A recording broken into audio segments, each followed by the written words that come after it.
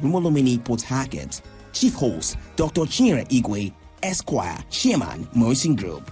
Date, Tuesday, 10th March 2026. Venue, Gate Place Hotel, Kilometer 5, East West Road, adjacent Obirikwere Flyover, Rumosi Port Harcourt. Time, 10 a.m. For more information, please call Kainde Paul Obofade 081 063 41777 or Samuel Ajinwo at 090-454-00744. Signed, Management. From the line across.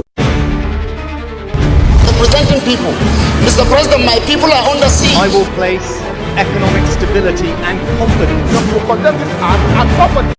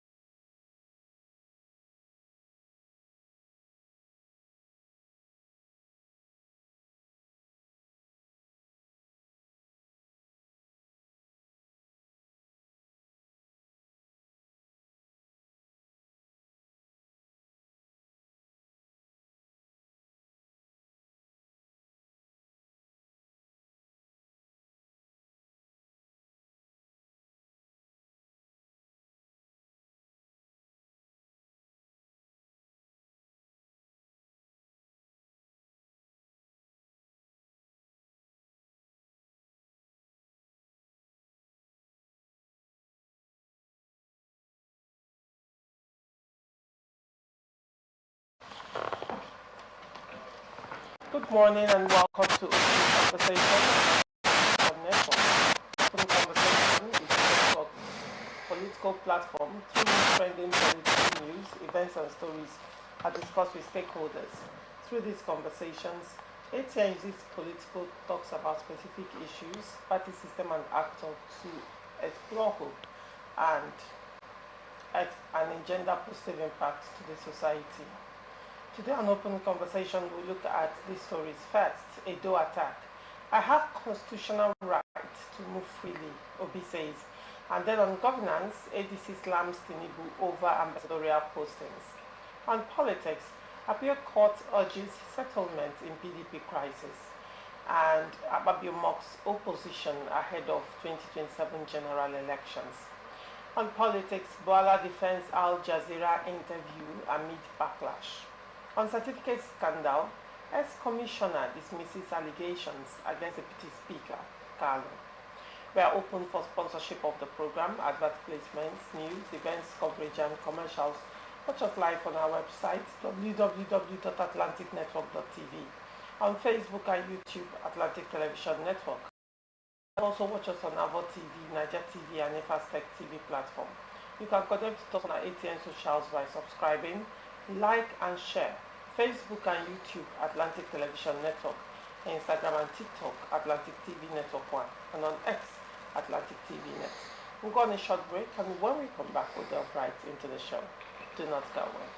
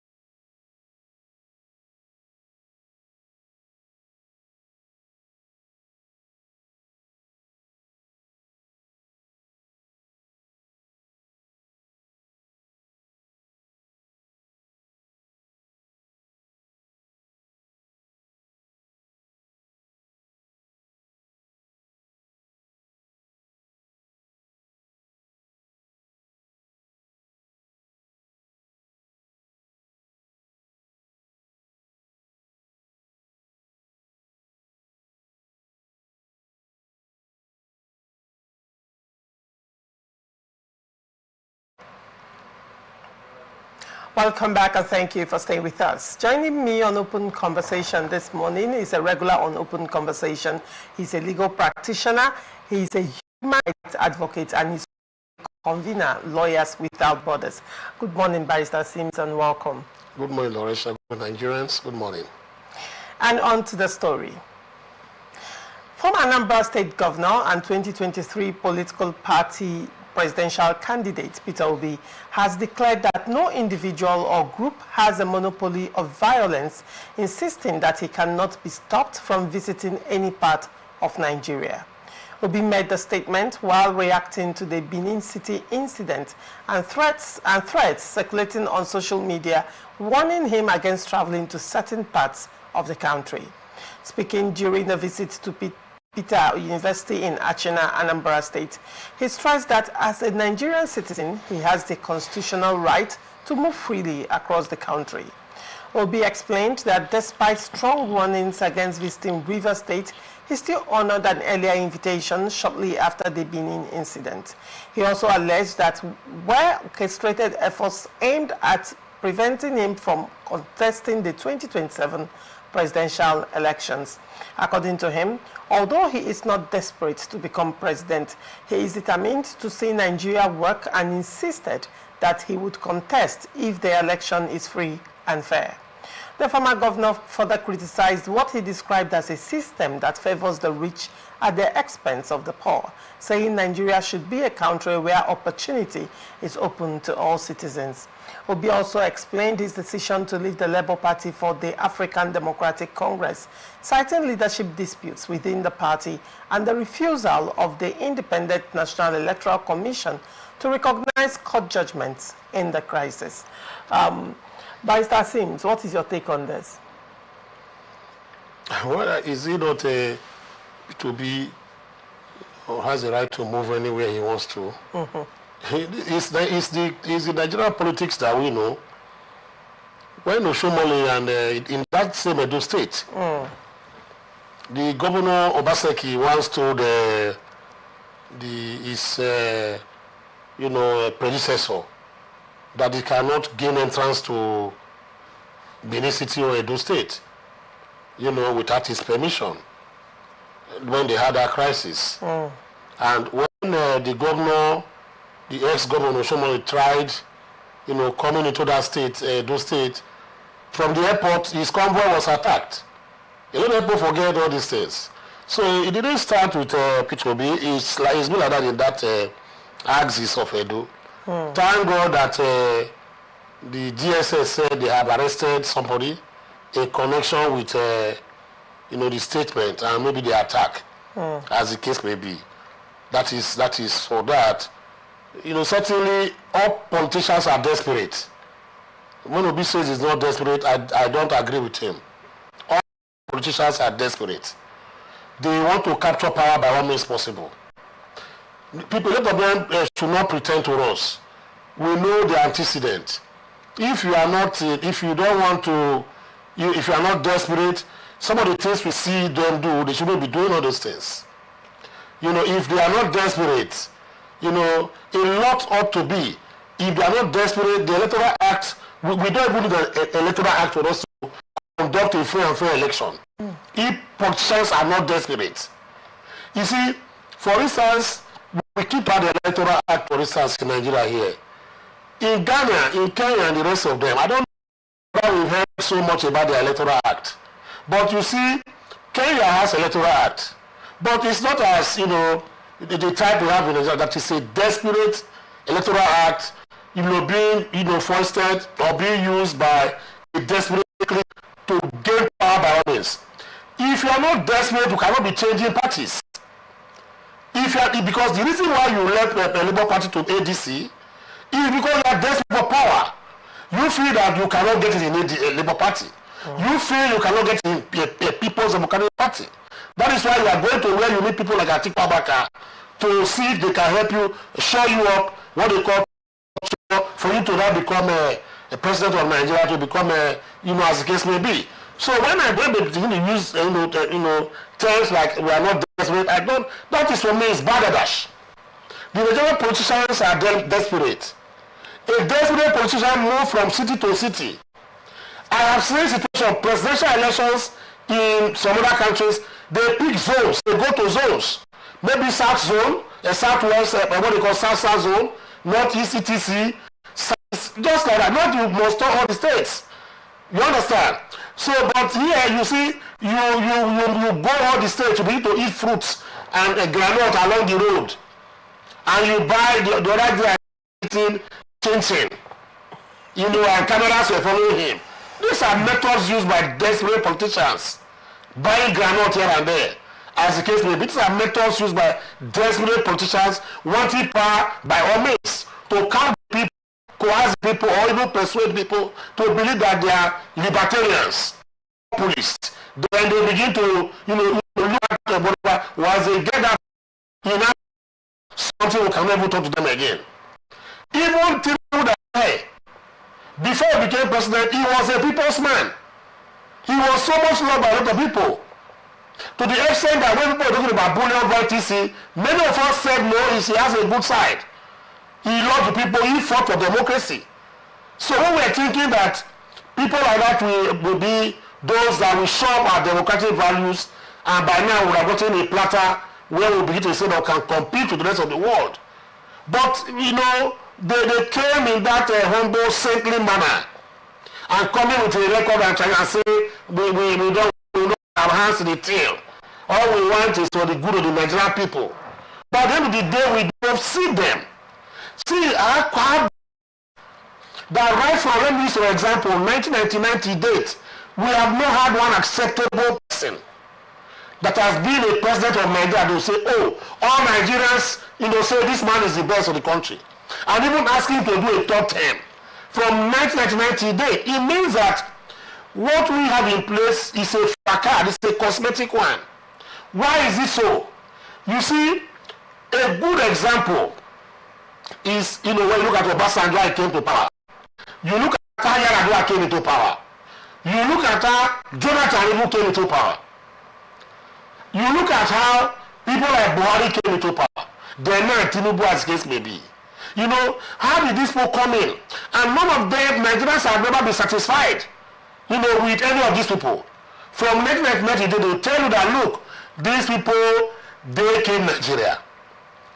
If you look yourself and take yourself back, African China sang, a song that, presented Nigeria during his time, some decades ago. Karim also sang Nigeria at that time. Then we have, in spite of all these decades, we've not had good government and good governance. What is happening in Nigeria? Because we have desperate politicians who come on the stage on the eve of elections and begin to deceive and will bring the people behaving as saints, but when they get in there, they become something else. That has been my problem. So I do not want to, I want to tell, the Nigerian politicians, especially people, they will tell him that as the case may be, all of you, people like Mario Cuomo said that when you want to, you go on campaign before election, you campaign in poetry. That is, you write poems that when we read our heads will be so heavy. But when they give you power, you not govern in prose. It becomes a problem. Look at the way they are preaching now. Oh no, there's no politician. Let me tell you, my sister, of all the people who are contesting today, or those who want to contest today, all of them are saying they are good. None of them, there is no one that will come and tell you that I have bad character. The supporters will say it's the best for Nigeria, this one says it's the best for Nigeria. But the part of the diaphragm and the ruination of Nigeria, whether you're a governor, you're a commissioner, a minister, in any of the government from 1990 date, you are part or a part of how Nigeria was destroyed. Nobody should educate himself. We don't have any sense. What we have is, desperation is the key. It's the word. That is, desperate politicians are the ones who are brought Nigeria to this point we find ourselves. And I dare say that all of them, none of them will tell that it's not desperate. They are all desperate to rule and capture power. Not even rule to capture power. And the next time you see, from PDP to Labour Party to APC, the other one APC to PDP to whatever, as case may be. Some people jettisoning the party they form and now bring in NDC. You now have NDP. Is it not an attitude of desperate politicians and politicking that will make people begin to run up and down because we want to capture power by all means? And this has put us in a state that we cannot look at and profile things of this nature. Otherwise, if they are not desperate, why will a city government set up and said me, even me, Barrister Adams, and nobody like Edo State? If not desperation, people sit down and say that as a citizen of Nigeria, that I should, or before I enter Edo State, I must take permission from him. But then you understand? It's not limited to Governor Opeblo. I don't know that Governor Hyacinth earlier, Reverend Father Hyacinth. I know that I'm profiling them. Right. It's desperation. Okay. Desperation is what discussing all those things. They are seeing Obi as a threat. Well, for them, I really don't know whether they are seeing Obi as a threat or Obi is seeing them as a threat. I really cannot say. Okay. You understand the point? Because that is the way we campaign and saw Obi as a threat. But those who had their way, had their way. So when you say they are seeing him as a threat, I don't know the kind of threat. Police threat, economic threat, military threat, or what as case may be. Because I'm asking this question because I need to understand, what the rationale behind, telling Obi don't enter. If I may quote Governor Opeblo. Governor Opeblo said that he should not enter. Obi should enter a state without his consent, that he's not responsible for his security and anything that may happen. And of course, Obi went ahead to enter Edo State months later. What I cannot certify here is whether it is with the consent of the governor or not. And we have this attack on Obi and Odike Oyegun, ADC, and it has caused a whole lot of controversy. The governor himself has also made a press statement to that effect and said, that he actually pointed out that ADC in Edo State have internal issues and this attack is coming from within the ADC. So, Barrister Sims. See, let me tell you, I gave you an example before. That is my state. I said when Obaseki was in power, he had issues with his predecessor, Adams Oshomole. Obaseki came out of open television and told Oshomole to enter Edo State without his permission. We were there. And, when Oshomole now dead, Obaseki and entered the state, his convoy was attacked at Airport Road, Benin. The same Airport Road that Shaibu was attacked. Attacked also, so you see those kind of things happen. The question I ask is that why is it that my state governors, if they are not desperate, why do they always tell people to enter their states? The question. Now coming to Okpebolo, what Okpebolo said, he had to recant and said, no, that is not what I mean directly. Indirectly, I'm saying that any politically exposed person coming to my state must alert me or let me know to do what so that I can provide security for him. Otherwise, you can take it this way or the other way. Because he will tell you, okay, if Obi had told me or informed me of his coming, I would have provided security for him. Because the question I asked when I provide those things, let me tell you something. The M class that was in that particular, front of that, where the shot said, look at the T1 M class. So this M class that was, I think it was conveyed one of them also at the back of Obi belonged to my own friend and my own classmate in Benin, who is the public relations officer of ADC in Edo State. Okay. You understand? Yes. So immediately this happened, I called him, what is going on? Hope you are okay, and he said it was okay. They were all confused at the first instance. But later, they now pointed fingers at the Edo State government as being behind it, or the APC, as being behind it.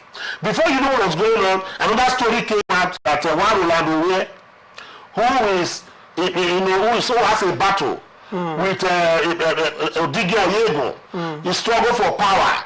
Internal struggle for power within ADC, a new party like that, Owe on this side, Oyego on the other side, that maybe their faction must have considered this. And when he gave his interview went viral.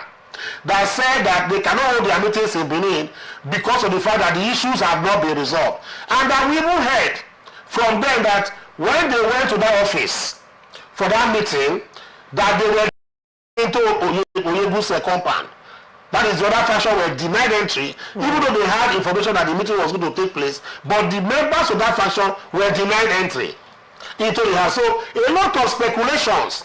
Then before we knew what was going on, a faceless man from Facebook came out and said they are behind the attack in the Edo, whatever, and that he heard that people is going to Rivers State now, that he should not go to Rivers State. That place belongs to his people, etc. Now, about a few days ago, the DSS arrested that ex-user. The Facebook or media, he has been arrested. Whether he has been, whether the investigation has finished, I don't know. But I read that he was arrested, even in River, from his school where he teaches. He's a teacher. That young man who was arrested, and he's been profiled by DSS. So for me, I believe that they should allow the DSS, go through, their investigative whatever, and come out with a report. If where they should be pointing fingers at. But on the whole, Nigerian politicians are desperate. All right. That is my take. On the whole, Nigerian they are desperate. All right. No one should exclude himself from that. All right. Moving forward, the Democratic Congress has criticized the ambassadorial postings recently announced by President Bola Tinubu, describing the move as a diplomatic blunder and another sign of incompetence by the administration. In a statement on Saturday, the party's National Publicity Secretary, Bolaji Abdullahi, said the government violated diplomatic protocol by announcing ambassadorial postings before obtaining the consent of host countries, known as agreement. Abdullahi explained that the action contradicts the Vienna Convention on Diplomatic Relations, which requires a sending state to first secure approval from the receiving country before announcing or appointing a head of mission. According to him, publicly announcing the postings before obtaining consent exposes Nigeria to avoidable diplomatic embarrassment and suggests that the government does not fully understand established diplomatic procedures. The ADC also raised concerns about the number of ambassadors announced, noting that while Nigeria maintains about 109 diplomatic missions globally, only 65 ambassadors were named, leaving 44 missions without envoys. The party questioned the delay in seeking consent from host countries months after the nominees were confirmed by the Senate and warned that the development could weaken Nigeria's diplomatic presence at a time of growing global uncertainty. Asims, what is your take on this? Let me tell you, every government that come in place that has formed opposition in Nigeria, we look at anything and begin to talk and see what the case may be. Now, the people who are the helm of affairs or minister of affairs, even though a government has left, there are diplomats who remain in the ministry, who advises the president, who advises the vice president, who advises the government of the day on what to do. Now, even with the agreement you have, you can post and the host nation says they are not accepting. It is within their right. Even if you have everything in place. And again, they say they are rejecting whatever you have written. They are not taking it. So it is still the imprimatur of the countries they are posting to. So, regularize at any time, any point in time. Now, when posting, from what I understood, they have announced that posting, does not mean that they have started operations. So if I designate, a man to go to be the ambassador to Spain, for instance, I have just given you the position, but the day you are going to leave is not immediately. But this is a man that will go there. So when I have made that announcement, then we will now do the normal letter of credence, etc., which we give to you to go and present there, as the case may be. So they have not said they must start immediately. Now the letter will even be given to them to submit as they go. They must train, a kind of rapprochement between host country, as case may be, as case may be. That is not what worries me. What worries me, I was thinking he was going to go there. This product, they say they are they've been there, but they don't know. You see, let me tell you something. Out of the number of ambassadors that were posted, 27 of those ambassadors are career diplomats, but they are going to African countries like Senegal, Morocco, Egypt, South Africa, Morovia, whatever as they call it.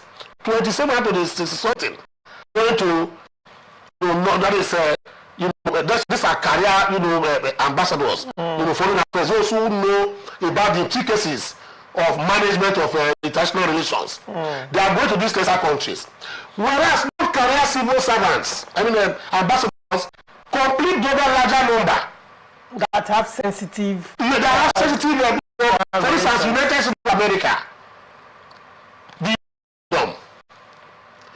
Spain, Germany, Korea. Who are those going there? These are people. It's just like me having influence in the government and they now make me an ambassador. I have never been, any ambassador before. I don't even know what ambassador whatever means. And I'm now posted to a very delicate, country like a US, where this man is or something like that was posted to. I don't think he has had any diplomatic interface with a huge nation like America. I was thinking that people that should be posted to America should be those who are well experienced and those who deal with or manage this man called Donald Trump. Donald Trump has become very erratic these days. We do respect to him. So we need somebody that can manage him in terms of relations with a country like US and Nigeria. For instance, he will say, I want to declare war, I want to do this. It is the ambassador that should go there and begin to explain to him, sir, this is not what exactly the situation is, as case may be. So we need a man that, that was exposed or is exposed internationally and respected. We have people like that. It does not mean people go to the Sulu Gambaris of this world. It does not mean if you go back to go and get this military general. It does not even mean if you go back and get people like Anya Oku, even if they are 80 years, former Commonwealth Secretary General etc. You take them, you bring them into whatever to go to a country like America. And when Trump is coming at the scene, Anya Oku as the ambassador, even with his age, he knows that he's meeting a respectable person, having been Secretary of Commonwealth, as case may be. It doesn't stop you from bringing a Zeko Sili. These are experienced people. They might not be career people, but they are exposed. You understand the point? There are so many I cannot call their names. There are so many that we have. You can build them. And put them there. You can recall some of them to come and show up what is left in this 1 year, 2 years that is left of this administration for the next election. You just take them there because the politics now is volatile. It needs an experienced, manager, not just a leader that will go there and be intimidated. He goes there and see the flux of the city. He sees how things are moving on. He does not really know exactly what to do. He is confronted, with the management of this genocidal, whatever, Nigeria, America. They need something like that. So I don't know what happened. They did that.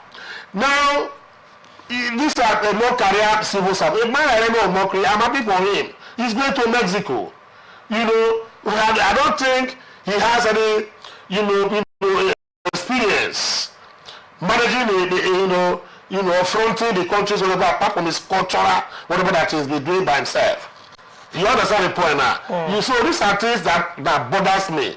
Not letters of credence which will be given to them. Of course, we know they'll be given to them. And that letter of credence is to be presented to the country, the host country. And they don't just go there and do that. They must have been communication. Maybe it's not aware that they are doing such communication. But that does not mean That is what bothers me. That a bulk majority of the experienced ambassadors in the list, those who have been there before, are not African countries. I'm sorry if I use the word essential, embassies.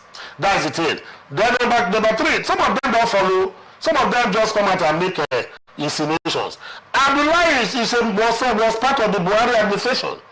He forgot that during their tenure, that was when Nigeria's ambassadorial list or number of countries was reduced.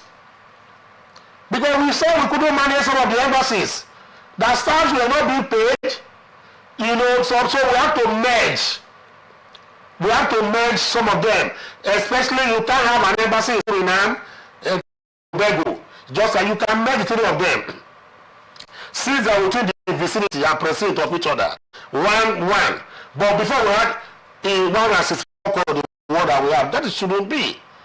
So if I'm aware that they are the ones that did the merger, that brought it to that number 60 something for the reason of management and finance. So why is it coming to say those kind of? That's a pure argument in my own estimation. All right, very well. And for you, you think that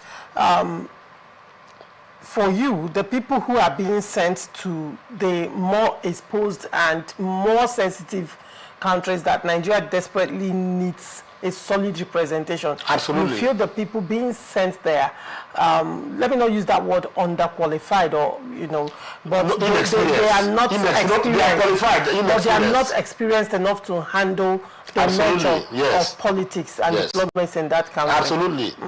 And for you, you would have preferred the diplomats to have those who take years. Yes, to have set that nature. You can mix them. You can mix the two. Let some of them America, like the one going to UK, like the one going to America. What experience does it have? I'm using those as an example because these are great countries that need intricate management of relationship. So who are those who are going there? That is my question. So if you put a non-career, ambassador to that country, he's going to fumble if care is not taken. But Nigeria is facing the heat internationally. So on the grounds of insecurity. That is just my whatever. If 27 out of the 60s, whatever is they are going to countries in Africa. We don't have any skirmish or whatever with most countries in Africa. But Barrister Sims, there are also concerns around the pedigree of some of the persons who made the ambassadorial list. Let me give you an instance. For example. Imagine when Nigerian ambassador who has had a history of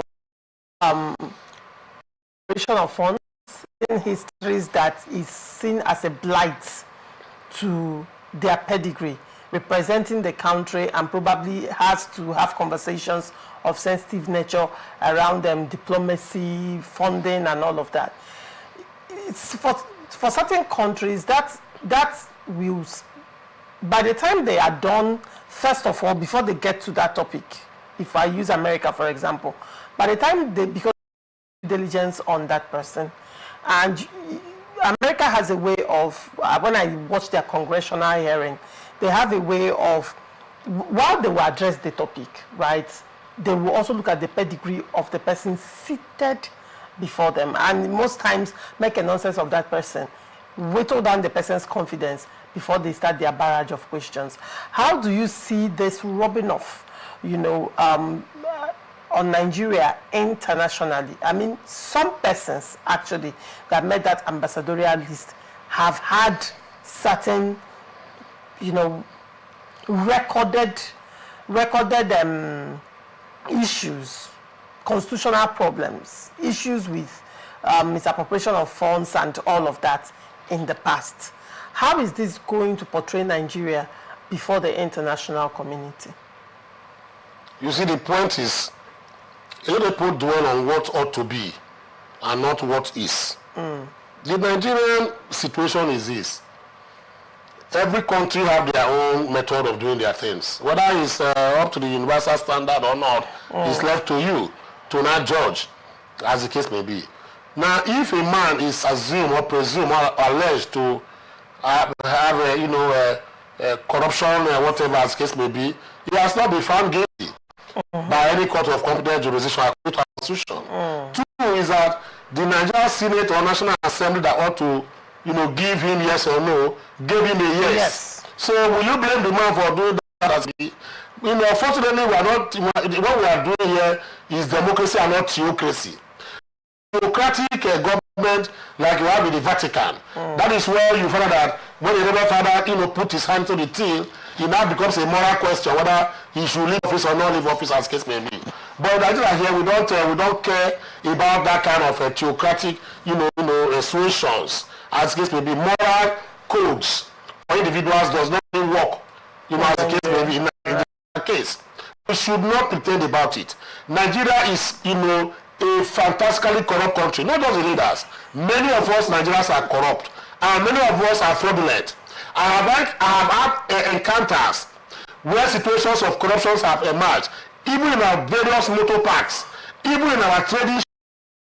Government officials are not there, but Nigerians dealing with Nigeria, corruption coming up the whole place. So when it happens like that, the only thing people want to say is that they point accusing fingers of those, but refuse to point fingers at themselves.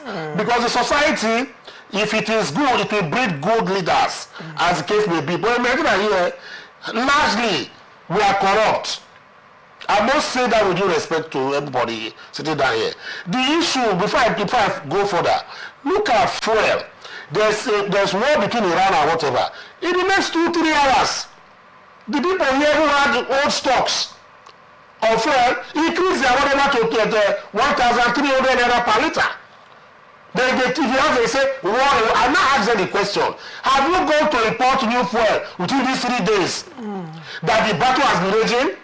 Is it not the old stock you have in your depot? Is it not the old stock you have inside your whatever there? Why increase it?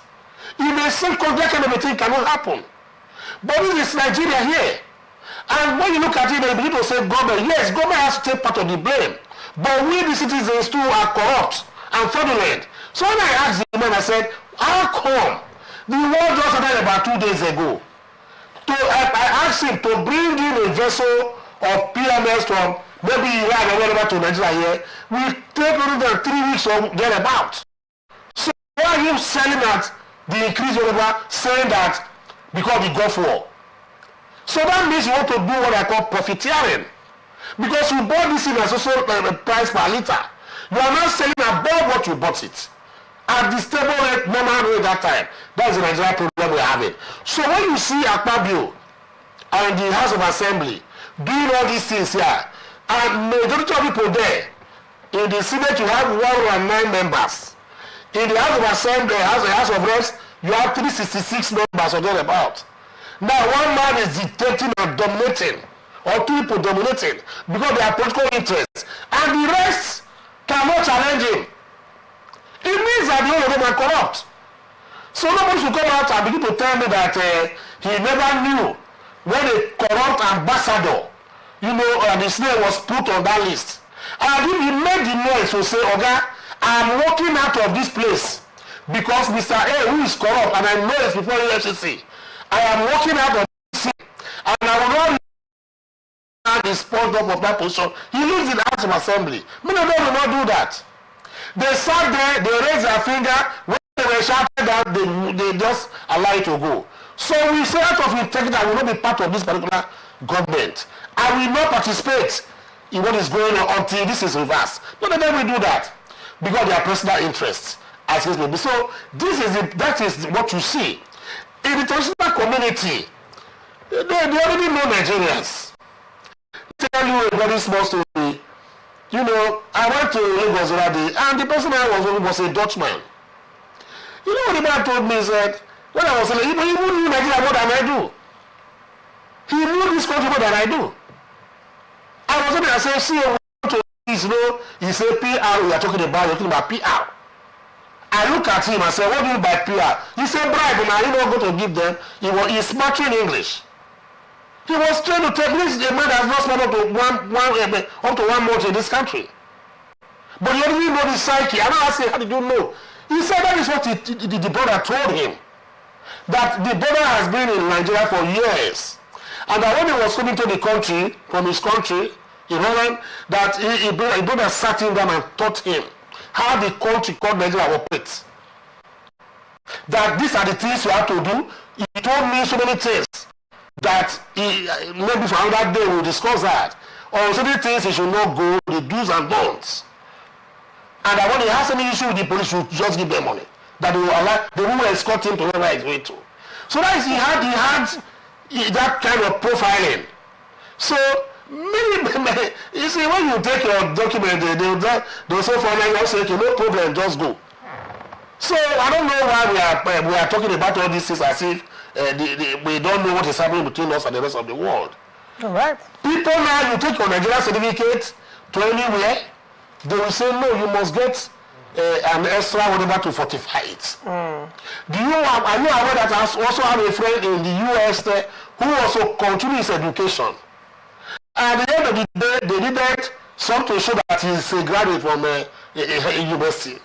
You understand? He submitted his results. They told him we will not accept it, even though we are seeing the paper here. That Nigeria, fraud, not everywhere, as the case may be. That the only way they will accept it is if the school itself, the VC, write them. So we went onto that place, we got to the school. I met some one or two persons there. The registrar of the school wrote there, they said they are not even satisfied. Even the letter that was given to us said they are not even satisfied. That the VC or the school must send it through their medium for them to do what? You understand the point now? For them to accept it. So how come that you don't know exactly what is happening in Nigeria? So these are the things. All right, very sad story right there.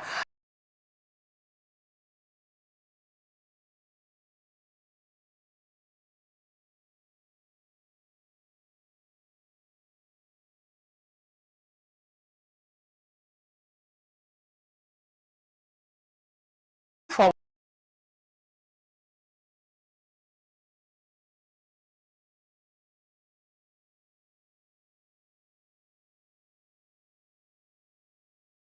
this bad dog, follow the motion and notice. March 20%, Mr. Adapo seeking to withdraw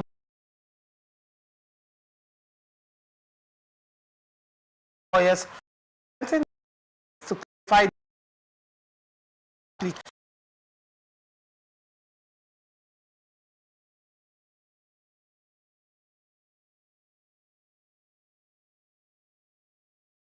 two factions to meet with their lawyers to negotiate terms of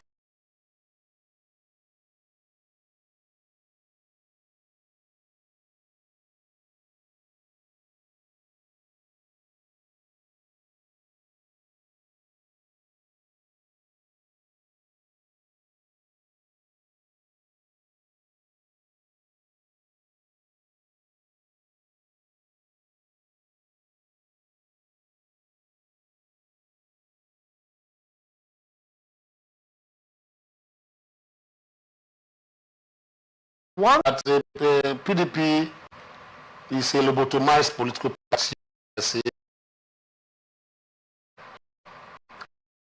I don't know.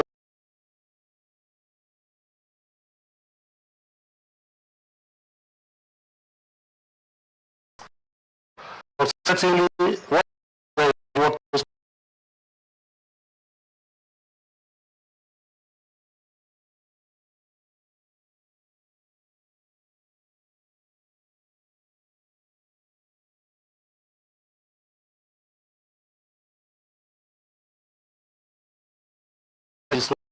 we have ways on that. It is that the parties one way approach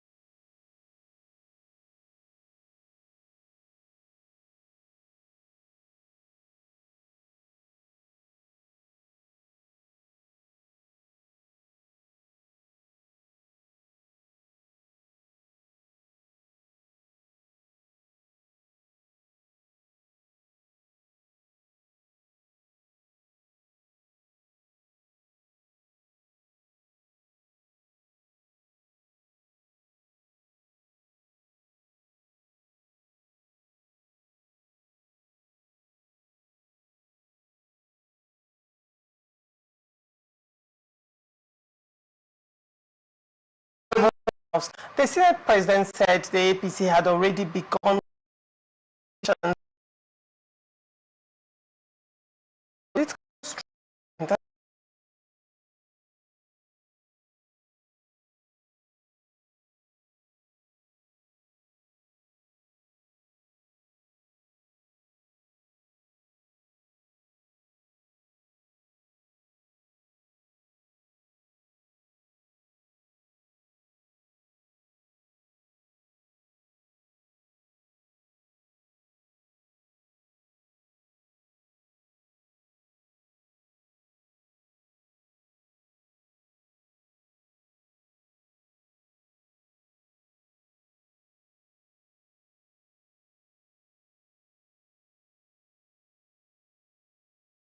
teams.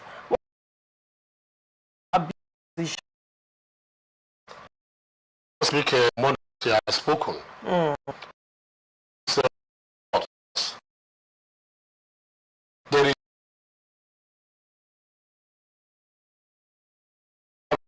is a more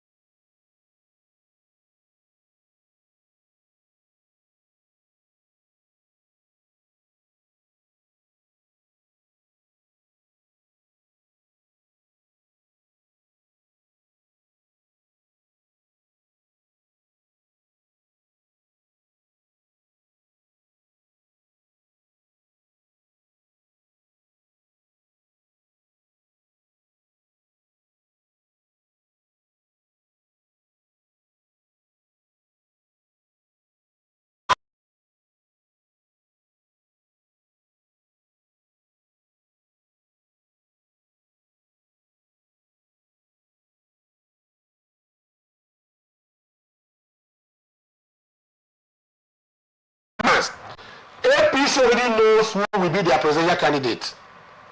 Tinubu. The APC, as I sit down here, they do not have anybody that will come and contest against President Tinubu in the primaries. But the agency has speak, about 4 people, prominent people already out to say that they want the tickets. Then the particular group went somewhere and said they have endorsed Amechi. The other group came and said they didn't endorse him. Is that not recipe for crisis and anarchy in a political party like that? So these are things that has lobotomized and dismembered ADC. Is it ADC? I don't even know where the party, they said they have about 50 parties in Nigeria. So when This is talking, he's talking with such braggadocio, with temerity. Temerity is talking and saying there's no that, you know, and I believe that, I believe, I so believe so. So he's very right in some ways. If he says that the opposition are not organized, and he said that they can never be organized, it is not about social media. This social media engineering, you know, big time, we're doing activism. You know that politics is more than activism on radio, TV, and social media. This in Nigeria is reality. It has been played in Getty that the strongest gets the power. It's not by your intricate over, you know, maneuvers and long speeches, as the case may be. That is not the kind of politics we are playing in Nigeria today. Is that if you get involved in society, no doctor to treat you. If you're not very careful, your fellow animals will consume you when they are hungry. So that's the kind of display without. So nobody should deceive himself or herself that we have an opposition. I don't think so. So me, I believe the only credible opposition, that is my opinion, and I hold it so succinctly strong, is on more election or is the only opposition political party or human being that we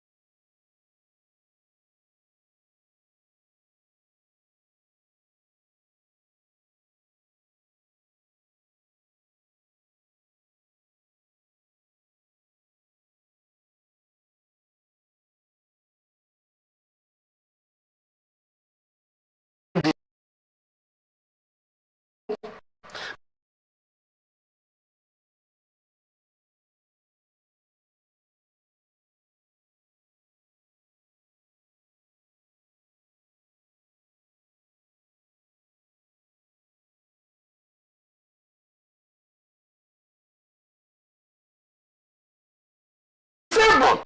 A Daniel Bwala says this thing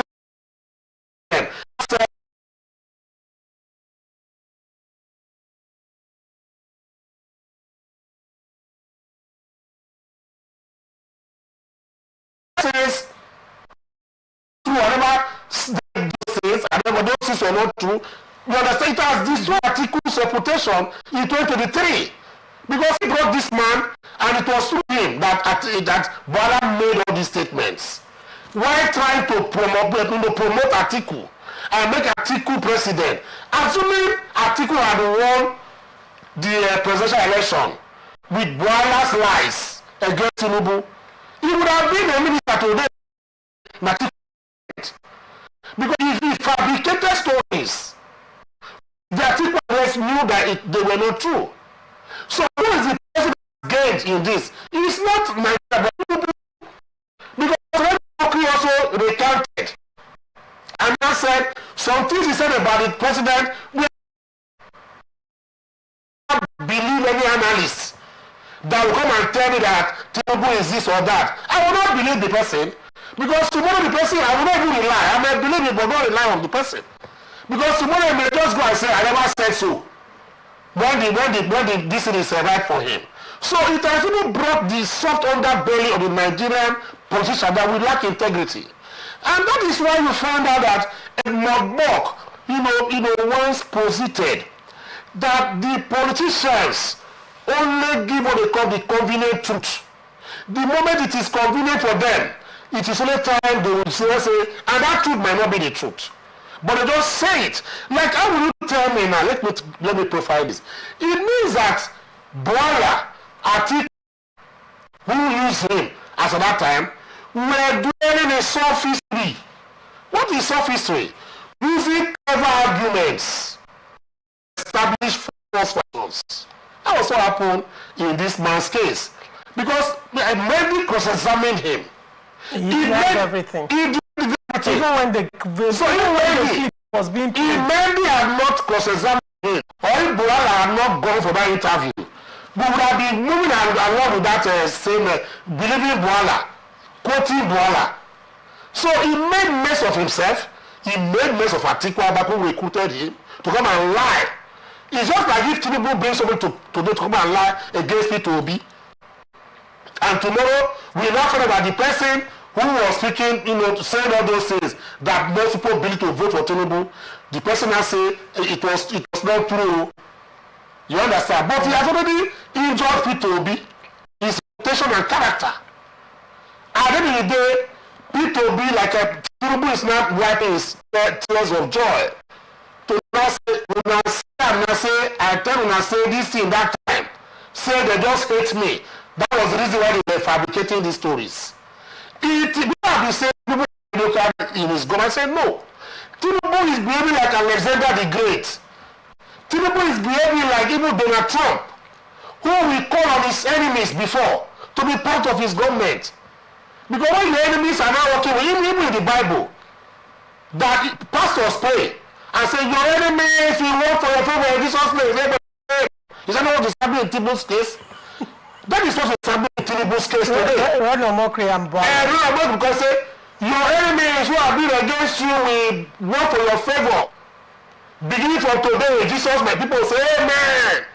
People come and give testimony that my enemy that lied about me, he even took me to court. People look at this thing. Today, he denied it on radio and television. I was even praising me. He's going to a testimony for Tinubu to go and, you understand. So people should not begin to criticize Tinubu. The criticism should go to Atiku Abubakar, who formed this team. Even me, even Paul Ibe, because Paul Ibe and Bwala worked together for Atiku, and they were promoting this same narrative. So all of them should bow their heads in shame that the desperate nature of how they want to take over power, they can recruit people who fabricate stories. These people are not better than Epstein in the US, who are investigating right now, who is late. They are not better than him. So the reality has done on us that Nigeria will not have to open our eyes to watch out what is happening. So what most of them told us about Tinubu is not true. That's what they are saying. So the man was just vilified. Like some pastors say that this man, Tinubu, that maybe it was God sent, that they have never seen anybody that was so vilified, harangued, embarrassed, insulted before election. And he see with all these obstacles, he still won the election. You understand? So when all these lies are going to say, every weapon fashioned against me shall not work for them. Is that what is happening today? They say when they put it, every evil weapon fashioned against me shall not prosper. So Tinubu's prayer has been that all the evil weapons fashioned against him, they shall not prosper. He started with a mockery. Now it's Boala. Dele Momodu will follow next. Watch this thing now. Dele Momodu, because he told us also who Tinubu was in those days. So and he's working for he's working there. He will still come and tell us one or two things. Even if it's not working for Tinubu, maybe they say he's going to, because they were the trial. I remember them. We were working for Atiku Abubakar. So we are going to see that they will be exposed. Tinubu's enemies have been exposed. That is what is going to say. Look at the interview. I was shedding tears. Simple things this man would have said. You ask me a question as I'm here on this set right now, and I found out he's going to hold my. I say, please, that is not the reason why I'm here. If Bola had even told Mendy, oh, you want to dig into my past, he has the right to say that. You can't go to my past. If you brought me for this interview because you want to talk about my past, then I will have none of it. It is men that will be embarrassed. It is the presenter that will be embarrassed. I saw a man, a highly placed man said, he told a presenter, a highly placed presenter some days ago, when he was about bringing, he said, please, I am not here for cross-examination. If you want to cross-examine me and go to my past, I want to dig, I am leaving your studio. The man, he behaved himself. If Bola had used that, whatever his case may be, and told Mendy, don't be scared. You look at Mendy and say, okay, that is not the reason why you brought me here. But you brought me here to ridicule me. I believe I will leave the studio. The man will be embarrassed. He will shut down his cameras and begin to follow why we were there. So if Bola had gone in there, Bola will regret this for his life. But then one would say to a large extent, if how this reflects on the president and his administration as well, because what happened was at the end of the day, Mehdi Hassan, in the course of that interview, you know, the embarrassment that Bola had to face because of his actual actions revealed lack of credibility of Nigerian politicians and also the people who are walking the corridors of power. That is number one. And then number two, also now one would say to a large extent, one would now question the qualifications of the people representing Nigeria at different level, because Bola was invited based on his position. Now, if he's not qualified or does not have the experience to face such interview, does not have the media background to face such interview and handle fellow media professionals, why was he even employed and given that appointment, I mean in that particular position in the first place? One may understand the master stroke of Tinubu bringing in his ex-while political enemies, if I may use that word, to work for him and in his favor and recant their words. But then one would say, were they even employed in the appropriate position meant for them? Was Bola the best qualified person to have represented Tinubu administration in that interview? If I ask rhetorically, the people who have been presidents in Nigeria, are they the best people we have in Nigeria? They are not. Nigeria is a play this kind of politics that I refer to as being transactional. And that is why you see Awolowo, that's is it Obafemi Awolowo, in 1983, after I lost elections here and there, he now said the most popular and most credible candidates never can win elections in Nigeria. It's like a curse he placed on Nigeria, and that has been what has happened from 1999 dates. Look at, even when Abiola came in 1993, To an extent, people believe he was credible. He was popular and credible, but nobody gave him a chance. In 1983, credibility was on Awolowo's side. Credibility was on Nnamdi Azikiwe's side. But a school teacher named Shagari, who never saw, he never traveled to Lagos or Sokoto once in his lifetime before he became president, now became president of Nigeria. So you know, Nigeria is a different paradox. When it gets to that level, it's a kind of convoluted, unorthodox political atmosphere that we have here. That's why I say we do what they call plutocracy and not democracy. Now let me tell you, even Tinubu himself, that appointed Boala, his election, was it credible? Was his background credible? These are questions we should be asking. So if somebody that is not credible in terms of this particular biodata that we have made an appointment, then why are you asking for integrity and credibility? That is the question. That is the problem with Nigerians. The reason is because many Nigerians just think they think the way they just like, I refer to somebody as being foolish. But sorry for that one, but that is the truth.